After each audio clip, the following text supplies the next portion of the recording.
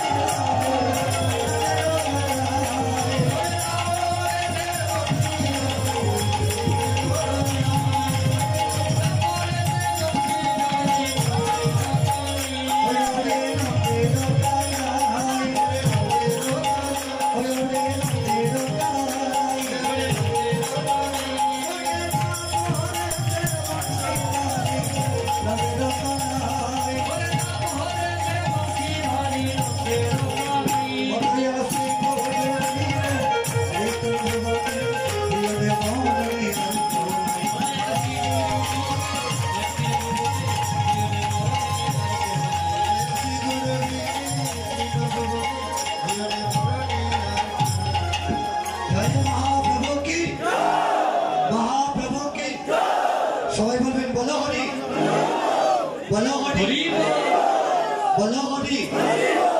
দয়াল শ্রী গুরু বিদে এই দিন ভুবনে জীবনে মরণে আর কেউ নাই। গুরু কে বাবা?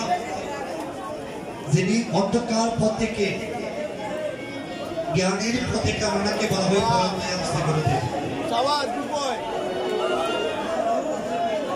আপনারা একটু সামনে চলে আসেন, একটু সামনে একটু সামনে আসেন বাবা।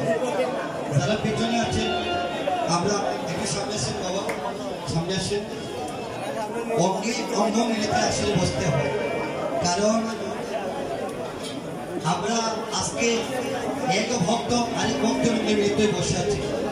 এটার কিন্তু একটা সঙ্গ নাম আছে দাদা, এই সঙ্গে নামটা কি? সাধু সঙ্গ, তাই তো? সাধু সঙ্গ, সাধু সঙ্গ সর্বশাস্ত্রে কয়, আর লবমাত্র সাধু সঙ্গ জগতে সর্বসিদ্ধি হয়। শাস্ত্রে বলা হয়েছে বাবা, একজন সাধুর পরশ যদি একজন পাপীর গায়ে লেগে যায়, বলে সাধুর পরশে তাহার পাপী দেওয়া শুদ্ধ হয়ে যায়। তাহলে আসলে বসতে গেলে অঙ্গ অঙ্গ মিলিত হয়ে বসতে হবে।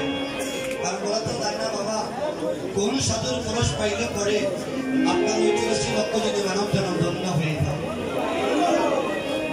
আমরা যে একটু আগে গুরু নামে ভজন কীর্তন গেয়েছি, গুরু কে মা? যিনি অন্ধকার পথ থেকে জ্ঞানের পথ কামনাকে বলা হয় পরম দয়াল শ্রী গুরুদেব। ভক্তগণ, ভক্তবতী মায়েরা, আমাদের প্রাত্যিক জগতে তিনজন গুরু আছেন মা। প্রথম গুরুদেব হচ্ছেন আমাদের মাতা পিতা, আর দ্বিতীয় গুরুদেব হচ্ছেন আমাদের স্কুল জগতের গুরু শিক্ষা গুরু। আরেকজন বাবা এই মানব জীবনে গুরু আছে, যার কৃপা ছাড়া আমরা কোনোভাবে সেই ভব নদী পার হতে পারবো না। উনি হলেন পরম দয়াল দীক্ষা গুরু। হরি বল। যে গুরু কৃপা ছাড়া সেই ভব নদী আমাকে পার হতে পারবো না, ওনার নাম হচ্ছে পূজনীয় দীক্ষা গুরু। শাস্ত্রকার বলে গেছে, গুরু তৈয়া গৌরাঙ্গ বোঝে সেই পাপী নরকে বোঝে। আজকে রাত্র এই নিগুণ রজনীতে আমরা সবাই ওই সেবা সম্মানে পরিণত হয়েছি। মাগো, আমার একটা কথা যদি আপনারা ঘরে গিয়ে নিয়ে যেতে পারেন, তাহলে আমি গিরিরাজের মনে করবো আমার কীর্তনটা অগ্রদণ্ড হয়ে গেছে। আর যদি আপনারা কথা বলেন, তাহলে আমিও কীর্তন গাইতে পারবো না, আর আপনারাও আমার কথা বুঝতে পারবেন। আমি না হয় এই কীর্তনে গিরিরাজ চন্দ্র দাস আসলে কীর্তন করতে শান্তির জন্য কীর্তন গাইব। কীর্তন গাওয়ার পরে দাদা ভাইয়েরা আমাকে কিছু টাকা পয়সা দিয়ে আমাকে বিদায় করে দেবে। আর আপনারা যারা আজকে এই আসরে এসেছেন, আপনারা কি টাকা নিতে এসেছেন? বলে না, আপনাদের ভালোবাসায় আপনাদের এই উন্নয়নে আসা কোনো স্বার্থ নাই। কিন্তু আমি গিরিরাজ চন্দ্র দাস কীর্তন করছি, আসর থেকে নামার পরে আমাকে টাকা দিয়ে বিদায় করে দেবে। হরি বল। তাই এই আসরে আমরা এসেছি কিছু নিবার জন্য এবং কিছু দিবার জন্য। টাকা পয়সা বাড়ি গাড়ি ধন সম্পদ আসলে দিয়ে যেতে পারবো না, নিয়েও যেতে পারবো না। আমরা দিয়ে যাবো কি বাবা? ভগবানের চরণে আজকে নিগুণ রজনীতে আমরা দিয়ে যাবো একটা বিন্দু নয়নের জল। আর নিয়ে যাবো কি? এই যে যত ভক্তগণ এসেছেন, যত বৈষ্ণব মন্ডল এসেছেন, বলে সকল ভক্তির চরণ দিলে। হরি বল। তাই কৃপা করে আপনাদের কাছে ভিক্ষা চাইব বারবার, আপনারা মনটাকে স্থির করুন। মনটাকে স্থির করিয়া একটু কীর্তনকে আস্বাদন করেন। হরি বল। ভক্তগণ, ঈশ্বর পরম কৃষ্ণ সচিদানন্দ বিগ্রহ, অনাদি আদি গোবিন্দ সর্বকারণের কারণ, যিনি ছিলেন বৃন্দাবনে অনাদি আদি গোবিন্দ, উনি হলেন নবদ্বীপে শ্রীমন গৌরাঙ্গ মহাপ্রভু। যিনি ছিলেন নবদ্বীপে গৌরাঙ্গ মহাপ্রভু, উনি হলেন পুরীধামী জয় জগন্নাথ দেব। ইহার মধ্যে কোনো সন্দেহ নাই, ইহার মধ্যে কোনো ভেদাভেদ নাই বাবা। মাগো, যে ভগবান ছিল বৃন্দাবনের রাজার ছেলে, আজকে সেই ভগবান বিজ্ঞান তুলে কাঁদে নিয়ে আমাদের কলিযুগে দাঁড়িয়ে দাঁড়িয়ে যে নাম করে বিতরণ করল। যে নাম নিতে চাইল না তার হাতে ধরল, যে নাম নিতে চাইল না তার চরণে ধরিয়া মধুমাখা নাম বিতরণ করলো। এমন বান্ধব দয়াল এই জগতে আর কোনদিন আসেনি। যে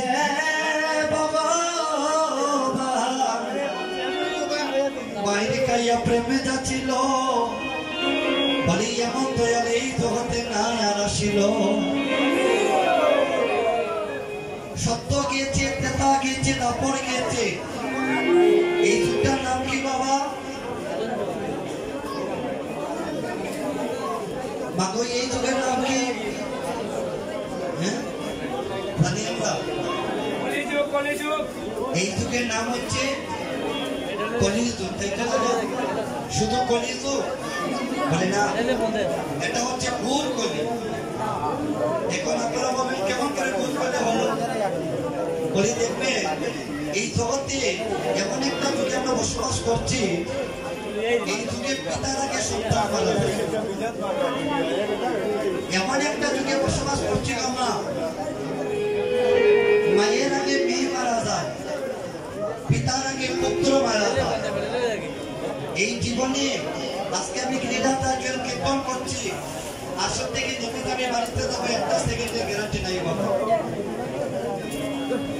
আমরা যেদিন থেকে এই জগতের বুকে জন্ম নিয়েছি, সেদিন থেকে আমাদের গড়া দিনটা শুরু হয়ে গেল। একবার কি ভেবেছি বাবা, এই জগতের বুকে আমরা কি দল নিয়ে এসেছিলাম আর কি দল নিয়ে জগৎ ছেড়ে চলে যাব? ভালোবাসা যদি করো এই জগতে, ও তোমরা কইরা তার গুরুর সাথে যাই পারবে না। গুরু নামটি তোমরা যত্ন কইরা লইও। ভালোবাসা করো যদি এই জগতে, ওরে কইরা যার যার গুরুর সাথে, যাইবার বেলায় গুরুর নামটি তোমরা যত্ন কইরা লইও। গুরু নামে মালায়া, নামের মালায়া সবই কানা,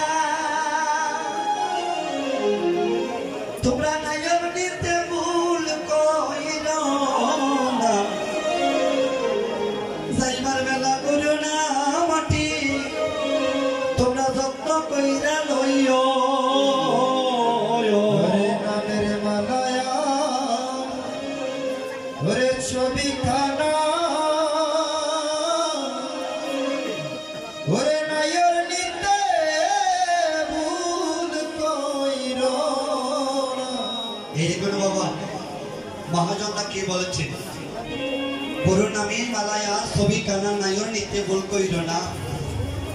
আমরা নায়র যাই না মা? বাবা যখন স্বামীর কাছে বিবাহ দিয়ে দেয়, স্বামীর বাড়ি থেকে বাবার বাড়িতে নায়র যাই না মা? কিন্তু মহাজন কোন নায়রের কথা বলেছেন বাবা? এই মানব জীবনে এমন একটা দিন নায়র আসবে, যে নায়রে গেলে পরে আর কোনদিন এই সংসারের বুকে ফিরে আসব না। এই মানব জীবনে এমন একটা দিন নায়র আসবে, যে নায়রে গেলে পরে আজকে সেবা সম্মানে বসিয়া আমরা ওই নামকে আশ্রয় করতে পারছি। সেদিন ভাই বন্ধ মিলিত হয়ে আমাদেরকে জনমের মতো শ্মশান ঘাটে নিয়ে যাবে। সেদিন হরিবল হরিবল বলিয়া জনমের মতো শ্মশান ঘাটে নিয়া জনমের মতো অগ্নিতে বিসর্জন দিয়ে দিবে। আর মনে রাখি দন লইয়া আই নাই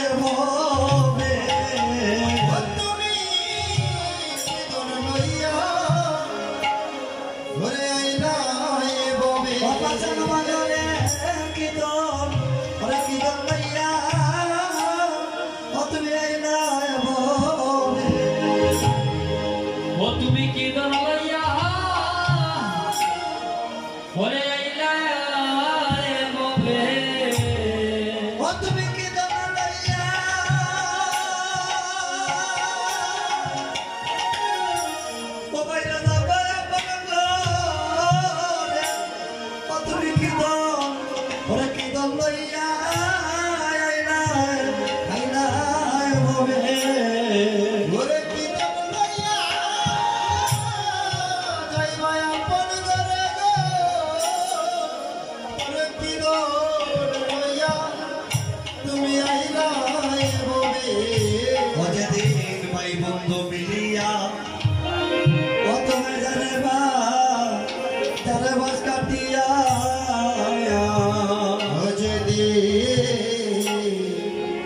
ভাই বন্ধু মিলিয়া হরে জনের মাস কাটিয়া অযদিন সবাই ভাই বন্ধু মিলিয়া